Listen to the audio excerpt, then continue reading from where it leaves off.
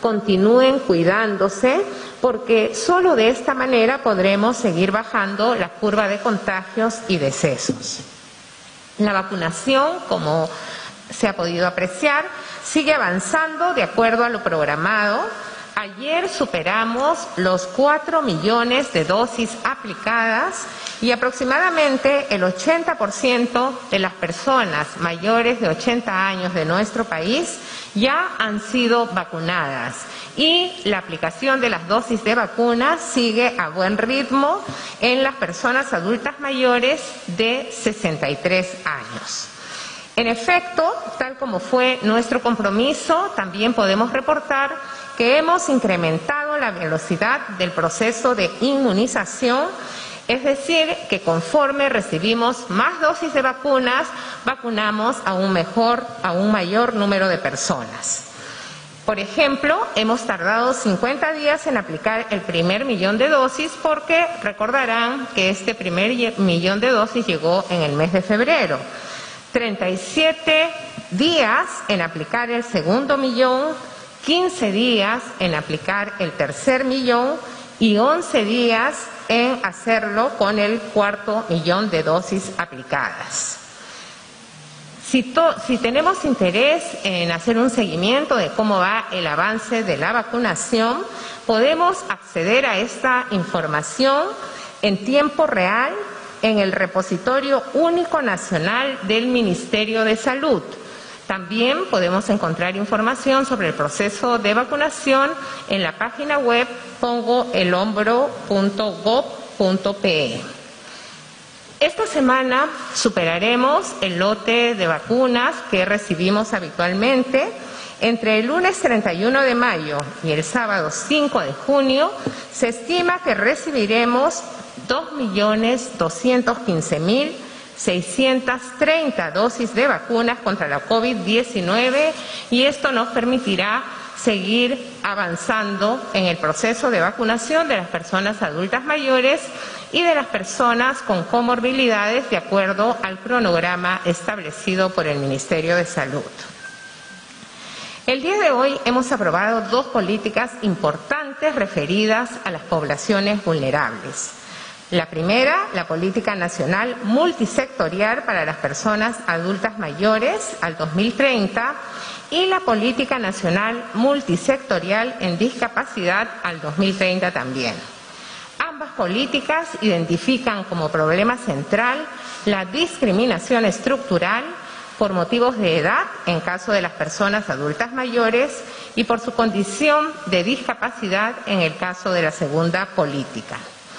Con estas 2 políticas, las entidades públicas reorientarán sus acciones y servicios para un adecuado ejercicio de los derechos de todas estas personas que tradicionalmente han estado excluidas de muchos programas del Estado y también, por qué no decirlo, en general de la sociedad. Más adelante, la ministra de la Mujer y Poblaciones Vulnerables ampliará la información de estas 2 políticas. Otras decisiones y normas aprobadas son las siguientes.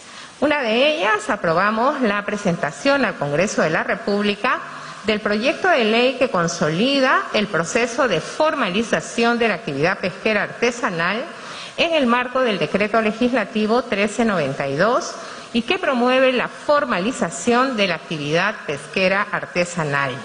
En los próximos días presentaremos el texto al Congreso de la República para su debate y esperamos aprobación. Igualmente, en el Consejo de Ministros se informó sobre la suscripción de la adenda de la Declaración Conjunta de Intención entre Perú, Noruega, Alemania, Reino Unido y la Agencia de los Estados Unidos para el Desarrollo Internacional, USAID, como observador.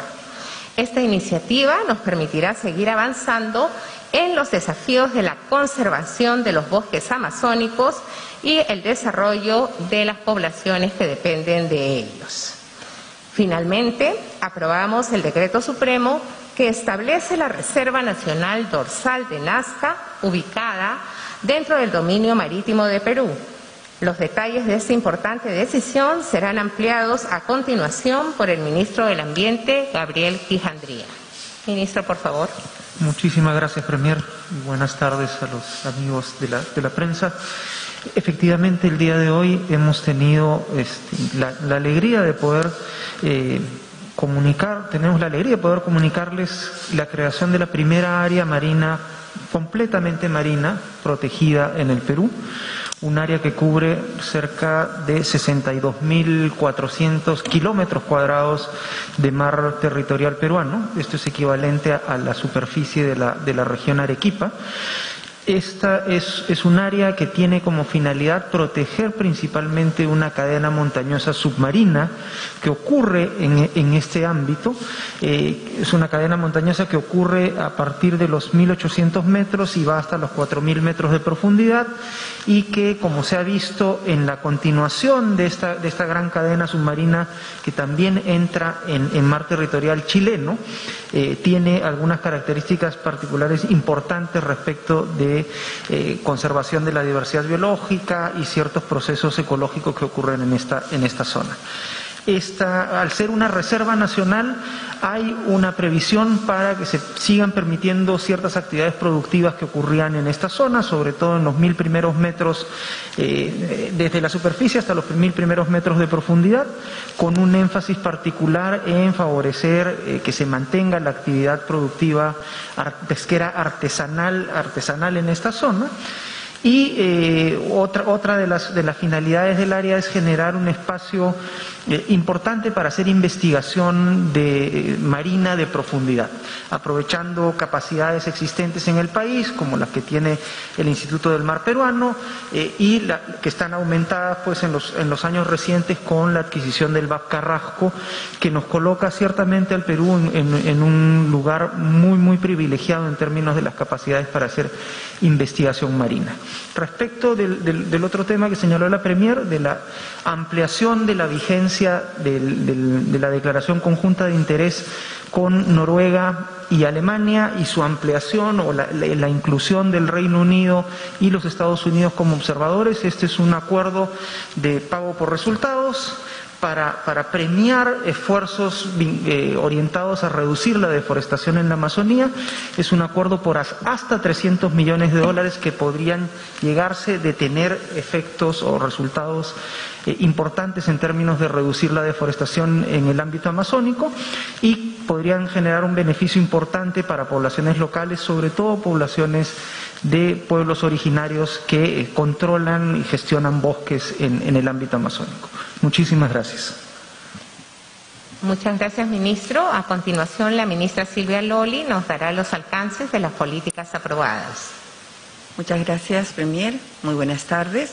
Efectivamente, hoy es un día importante porque hemos aprobado dos políticas que atienden las necesidades y buscan enfrentar la restricción de derechos que ha vivido largamente un grupo poblacional importante, como por un lado es el grupo de las personas adultas mayores, es decir, personas de más de 60 años, que de acuerdo a las estadísticas nacionales se ha duplicado desde 1950, y a la fecha somos un poquito más de 4 millones de personas, es decir, 12.2% de la población.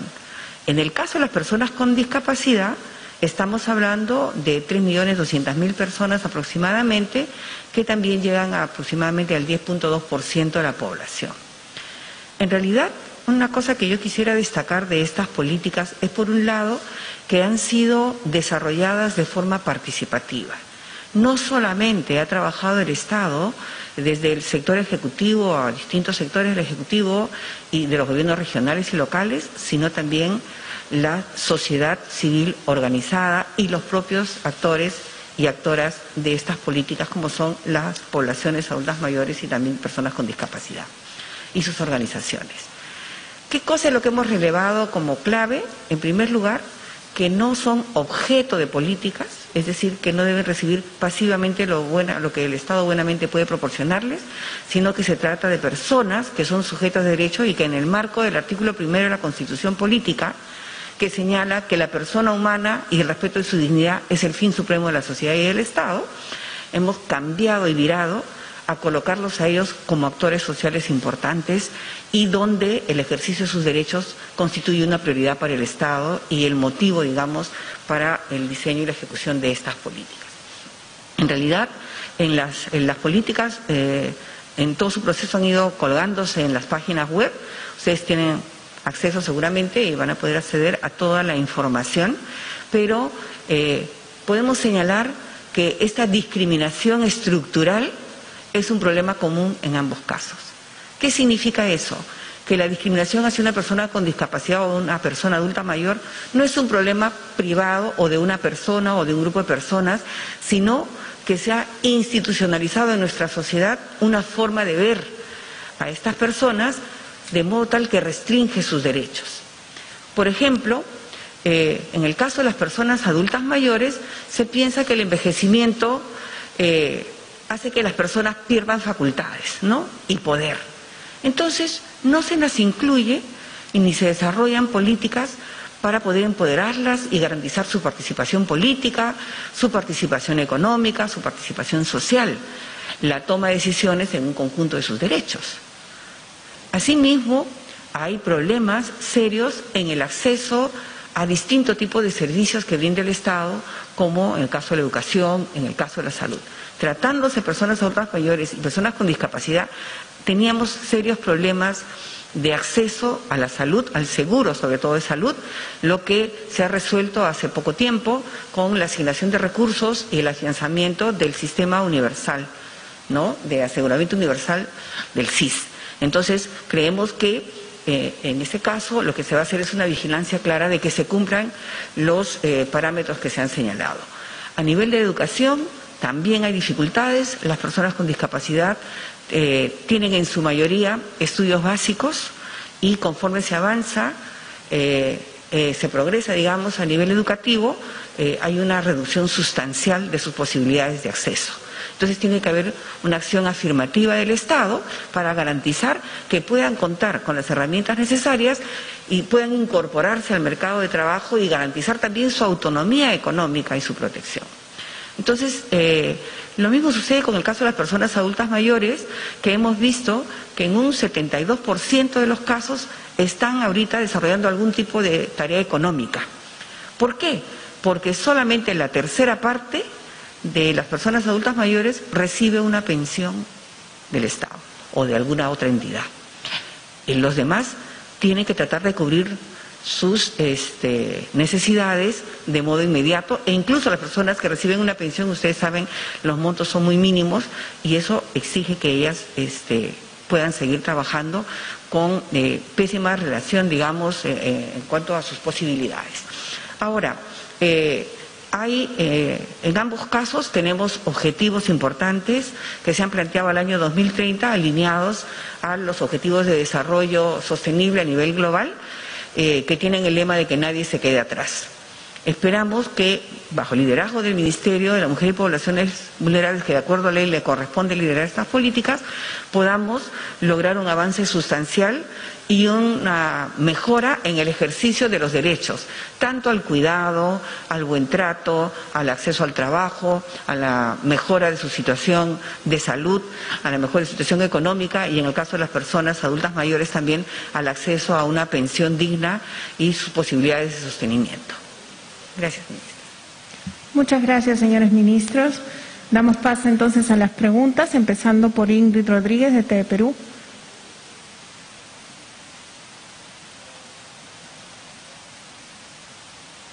Buenas tardes, ministros, premier. Bueno, en las últimas horas el viceministro de Orden Interno ha señalado que por la situación de pandemia que se vive en el país no van a estar permitidos ningún tipo de mitin de cierre de campaña. Esto significa un no rotundo del gobierno.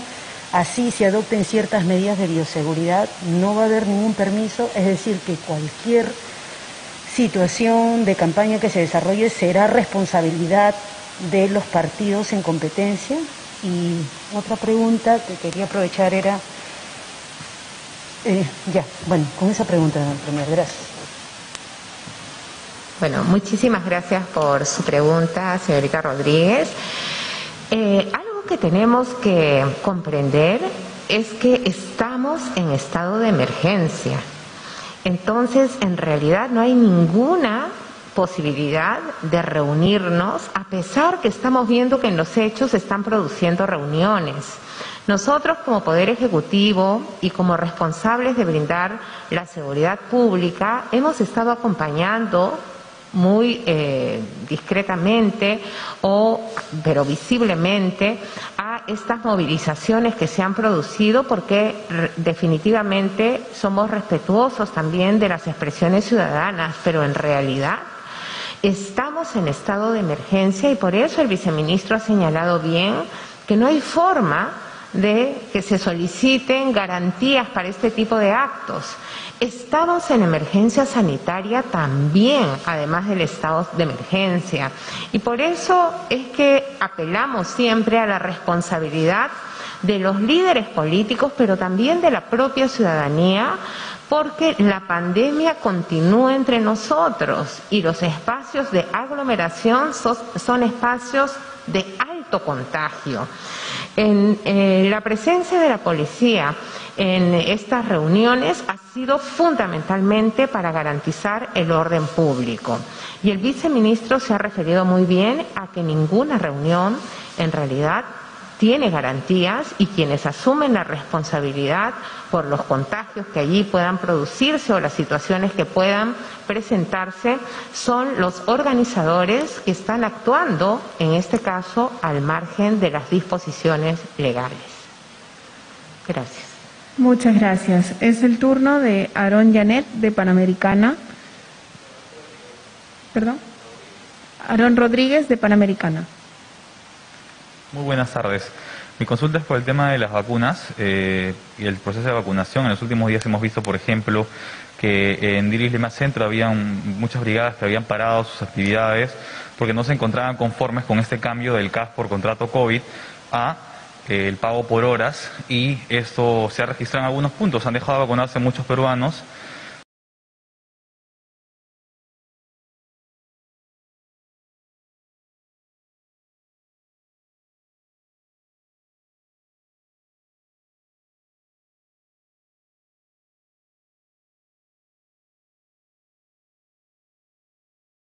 Muchas gracias.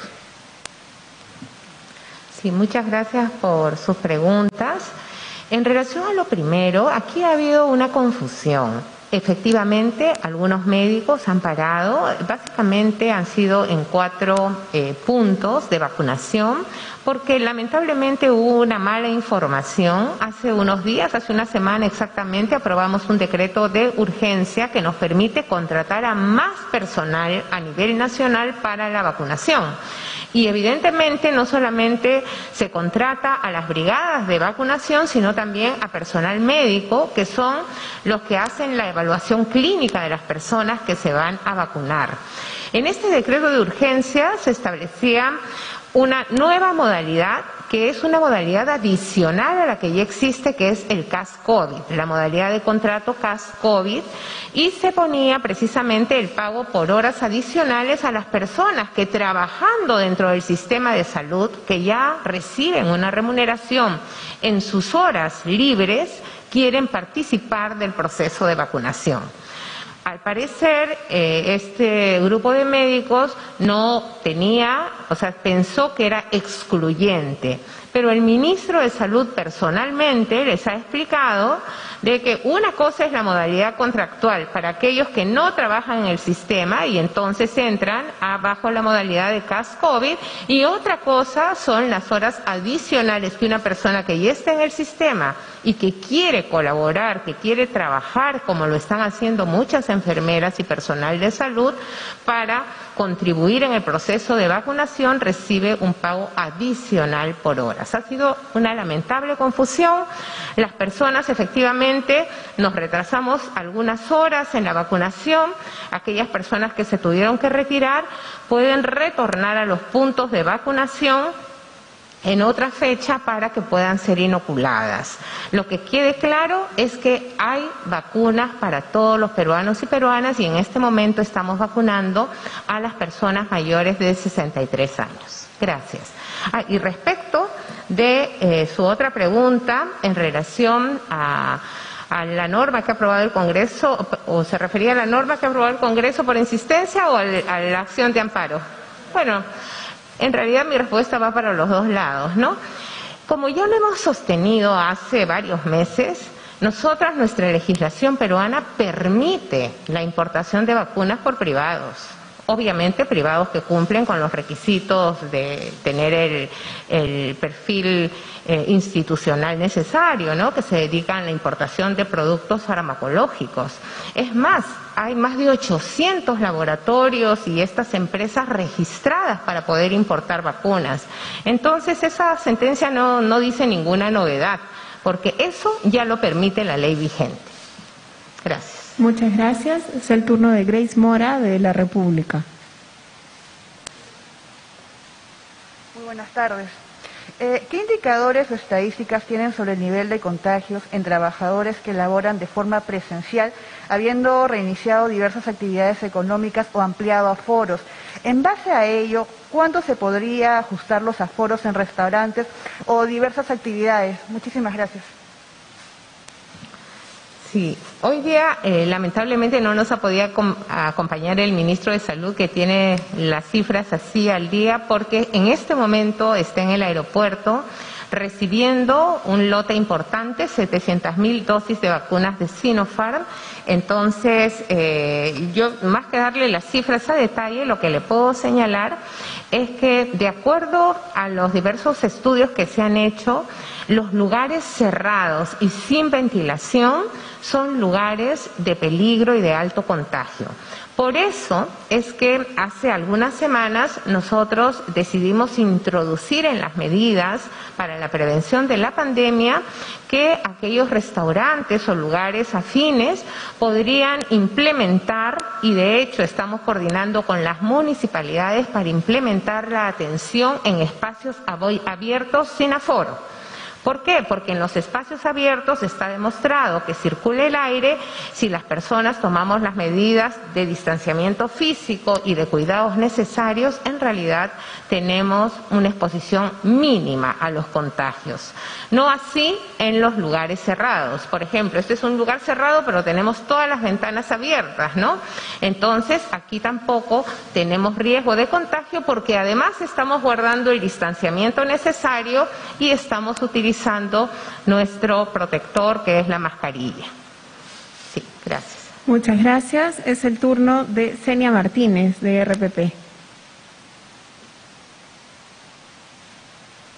¿Qué tal, ministros? Muy buenas tardes. Estamos en vivo para RPP Noticias y la primera pregunta tiene que ver con la aclaración que ha hecho sobre las garantías de seguridad para los cierres de campaña de ambos candidatos. Eso quiere decir, si es que no se le está dando la garantía y de alguna forma se está incumpliendo con las restricciones de esta emergencia sanitaria, la policía va a poder intervenir a las personas que vayan a los mítines, a los cierres de campaña. De alguna forma se está incumpliendo, ya lo mencionó usted mismo, ministra, las restricciones. Lo otro tiene que ver con que esta mañana un grupo de internos de enfermería ha realizado un plantón exigiendo una vacunación. Ellos argumentan que realizan la misma función que los médicos y están pidiendo además un seguro de vida y salud. ¿Qué respuesta se le da de parte del Ejecutivo a los internos de enfermería? Gracias. Gracias. Empiezo por lo último. En general, todo el personal de salud ha estado prevista su vacunación en la primera etapa se acordarán cuando teníamos 3 etapas, los primeritos que fueron vacunados fueron el personal de salud. Es cierto que todavía hay un grupo que no ha sido vacunado, así como también han pasado, miren, varios meses ya, desde el mes de febrero, y hay nuevas promociones de internos en general del campo de la salud que han egresado y que están siendo vacunados progresivamente. Ellos y toda la población mayor de 18 años en el Perú va a ser vacunada. Y seguramente en su momento, cuando se autoricen las vacunas para menores, también lo serán. En el Perú contamos en este momento con un poco más de 61 millones de dosis contratadas. Entonces van a ser vacunados, no es que hay una desatención. Lo que sucede es que en este momento el Gobierno de Transición y Emergencia se ha comprometido, nos quedan exactamente 56 días de labores y nos hemos comprometido a vacunar, ojalá, a todas las personas adultas mayores de 60 años, además de las personas con comorbilidades. Entonces, por eso lo estamos haciendo secuencial, porque vamos avanzando a modo que llegan las dosis de vacunas. Si podemos vacunar más, lo vamos a hacer. Estoy segura que el Ministerio de Salud tiene en cuenta este pedido, así como también los más de 100 pedidos que hemos recibido para la priorización de la vacunación. Pero en esta etapa en que todavía, si bien recibimos esta semana más de 2 millones de dosis, resultan insuficientes para atender a toda la población mayor de 18 años, tenemos que seguir el orden, y el orden tiene un fundamento, y es que las personas adultas mayores son las más vulnerables a la COVID. El 70% de fallecidos son personas mayores de 60 años. Entonces tiene una lógica esta decisión, y a todas las personas, incluidos los estudiantes, en este caso los internos de enfermería, les pedimos también un poquito de paciencia porque los vamos a vacunar. Ellos nos van a apoyar seguramente ya pronto en las brigadas de vacunación y tienen que estar protegidos también.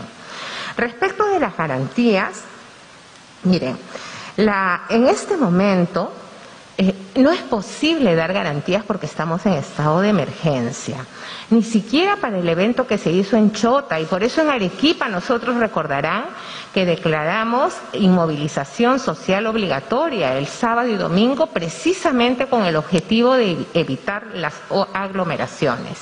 En este momento nadie puede darnos garantías. ¿Por qué? Porque estamos en una situación de emergencia, estamos en estado de emergencia y además emergencia sanitaria. Entonces, si bien ustedes imaginarán, en unos días previos a las elecciones, la policía no está para dedicarse a controlar mítines ni marchas, está para resguardar la seguridad de la ciudadanía, para que lleguemos tranquilos y en buenas condiciones a las elecciones del día domingo, y siempre la policía está encargada del control del orden interno y del resguardo de la seguridad pública, y por eso tendrá que estar atenta a las situaciones que se presenten. Pero reitero, es responsabilidad de las organizaciones políticas que estén convocando a algún tipo de reunión asumir las consecuencias de sus convocatorias. Muchas gracias. Es el turno de Diana Pozo, de Latina. Buenas tardes, ministros. Insistiendo un poco con el tema de los cierres de campaña y considerando que estamos en el marco además de una elección muy polarizada por las dos corrientes que tenemos políticamente, si bien el gobierno no puede garantizar ninguna actividad, lo cierto es que estas se van a dar de alguna manera. Lo crítico aquí es que ambos partidos políticos establecen el mismo punto, que es la Plaza San Martín. Hay información que está circulando de que la Plaza San Martín sería cerrada como medida de seguridad, ya sea por parte de la policía, porque el municipio de Lima ha anunciado que no da tampoco garantías para estos cierres de campaña. Ya se ha estipulado eso, ya se ha considerado en el marco de que no se puede hacer como en Arequipa, de repente declarar un toque de queda general o paralizar todas las actividades en Lima. En ese sentido, ¿cómo se va a trabajar para evitar esa aglomeración? Considerando también que en los días próximos, cercanos, incluso en el mismo día de la elección, después de los resultados, también se esperan eventuales reacciones. Desde ahí la policía, ¿cómo está trabajando para ejecutar acciones de prevención? Sí, muchas gracias. De acuerdo a la información que hemos recibido del Ministerio del Interior, la Plaza San Martín no estará disponible para ningún tipo de movilización ni acto político. Reitero, estamos en estado de emergencia. No debería convocarse a ninguna aglomeración porque pone en riesgo la vida de las personas. La Policía Nacional ha presentado hace un par de días un plan de seguridad para todo el proceso electoral, y seguramente nos lo van a recordar en los próximos días, porque ustedes saben que en tiempo de elecciones el rol de la Policía Nacional es apoyar a los organismos electorales para garantizar el control de orden interno y la seguridad pública. Y este trabajo lo hace también con apoyo de las Fuerzas Armadas de ser necesario. También estamos resguardando el material electoral. Ustedes saben que la Policía Nacional cumple un rol muy importante, los puntos de votación, etcétera. Entonces sí tienen un plan, un despliegue que ha sido presentado por la policía, me parece que el día de ayer o antes de ayer, y seguramente en los próximos días, mañana, pasado mañana, nos lo van a recordar. Gracias.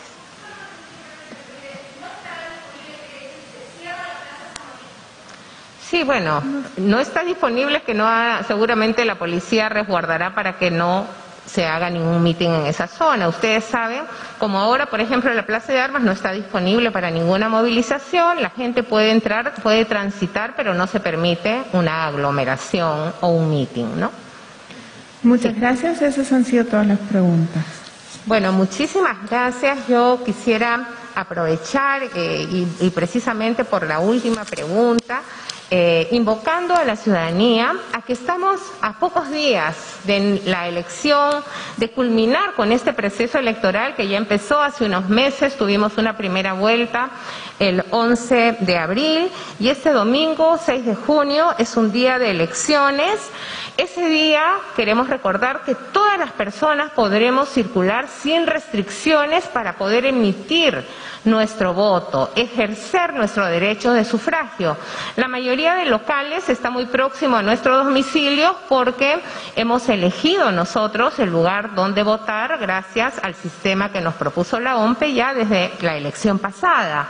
Entonces probablemente no necesitemos hacer uso de nuestro vehículo particular si lo tenemos, pero si tenemos que trasladarnos, ese día está permitido la circulación de vehículos particulares, podemos ir en bicicleta, podemos ir en transporte público, taxis, etcétera. Vamos a dar todas las facilidades para las que las personas puedan trasladarse a sus centros de votación y ejerzan su derecho de sufragio.